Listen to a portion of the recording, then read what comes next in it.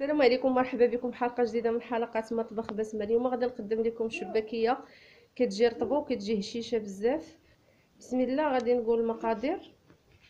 عندي كاس ديال العنبه ديال الزبده، كاس ديال زيت العود، كاس ديال المزهر فيه شويه الزعفران الحر، نص كاس ديال الخل، كاس لاروب ديال اللوز مطحون، زلافه ديال الزنجلان محمره ومطحونه، معلقه ديال القرفه، جوج معالق ديال النافع مدقوقين، المسكه الحره، شويه المسكه الحره مدقوقه مع سنيده، باكيه ديال الخميره ديال الحلوى، وواحد القبيصه ديال الخميره ديال الخبز.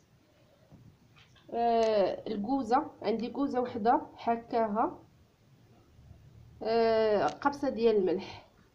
هنا عندي كيلو ديال الطحين ديال الفورس ديال الحلوى، يكون من النوع الممتاز. بسم الله. غادي نبداو. اول حاجه غادي نديرو زنجلان، الكوزه، النافع جوج معالق، القرفه، المسكه مطحونه مع السكر، اللوز،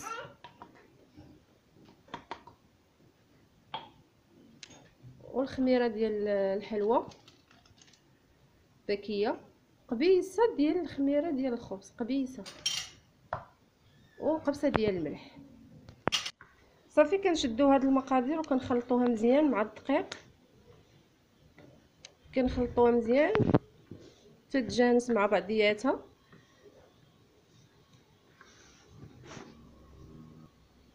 كنزيدو الخل نص كاس، نزيدو هذاك المزهر اللي مرقد فيه الزعفران الحر شويه، كاس ديال الزيت العود، صافي كاس ديال الزبده دايبه. كنخلطوا هاد المقادير مزيان حتى كتجانس مع بعضياتها. والشباكيه راه معروفه في العجينه ديالتها، خاصها ما تكونش مطلوقه وما تكونش قاصحه باش ما تجي في الماكله ديالها رطبه. هاد المقادير اللي عطيتكم كتجي رطبه بزاف بزاف وهشيشه. صافي انا هاد الكيلو كندير فيه جوج كيسان ديال الماء، كنزيدهم ديال العنبه باردين.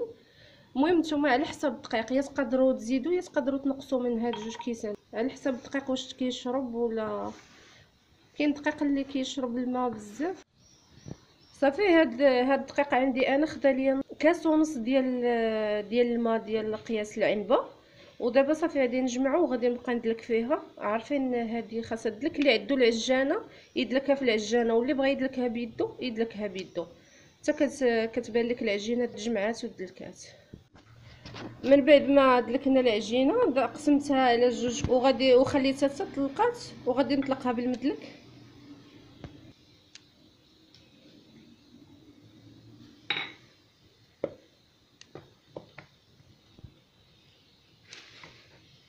كنتمنى تجربوا هاد الشباكيه، كتجي كتجي زوينه بزاف. صافي كنقطعها بحال هكا بالمسطريفات صغار بحال هكا غير القياس. صافي ونديرها في الميكا ونخليها تترطب تترخى مزيان.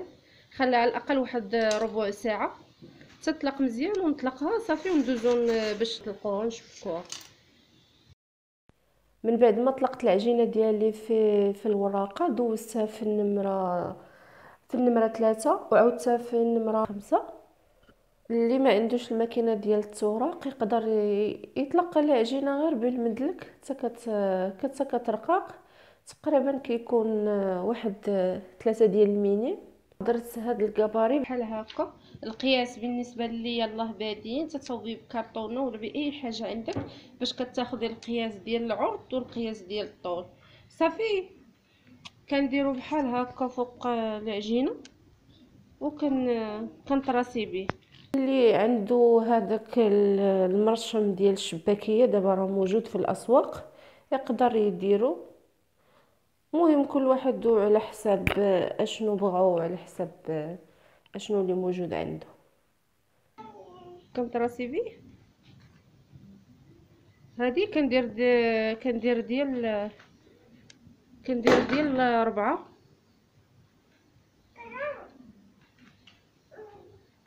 كندير 4 الخطوطه، 1 2 3 4، 1 2 3 4، 1 2 3 4. صافي تنبدا نشبك. كنهز التشبيكه كتجي بحال هكا بلديه، بالوحده كنهز وحده وكنحط وحده، كنهز وحده كنديرها وحده على وحده. صافي كنشد هادوك الجناب من اللور وكنحطها.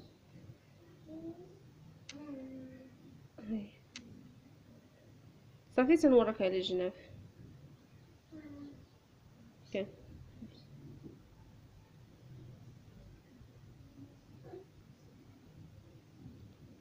صافي دائما كنهز وحده وكنحط وحده وكنشد هادوك الريوسه اللي لتحت. صافي تنورك عليها من الجناب. هذه هي طريقه الشباك، كتجي زوينه، كتجي بحال هكا. كنتمنى ديروها وتجربوها. والتشبيكه الروميه قطعتها بحال هكا، غادي نشدها بحال هكا، غنديرها على صبعي، غنخلي هذه مطلوقه شويه وصافي، وغادي نلوي بحال هكا.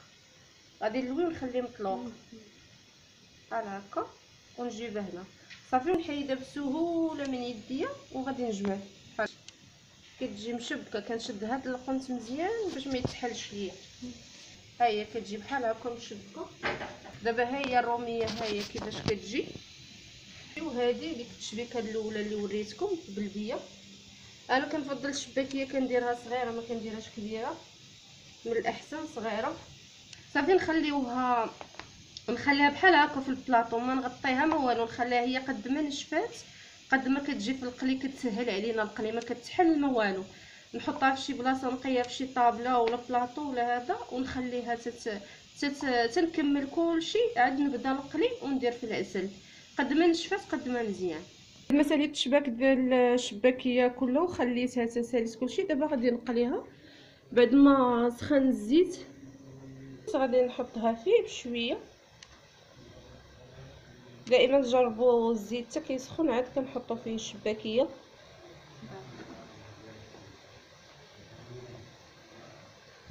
خليها تتحمر من جهه ونقلبها للجهه الاخرى على عافيه متوسطه.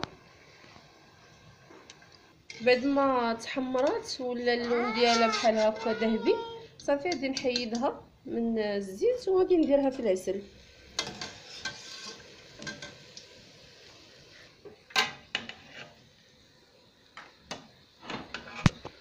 غنخليها في العسل حتى تشرب العسل مزيان على ما تقلات ليا قليه اخرى، ونعاود ونحيدها نسقطرها في الكسكاس. صافي ندير قليه اخرى. الشباكيه ديالنا ها هي وجدات بعد ما قليتها ودرتها في العسل وصفيتها. ها هي وجدات، كيجي الشكل ديالها والتحمار ديالها بحال هكا.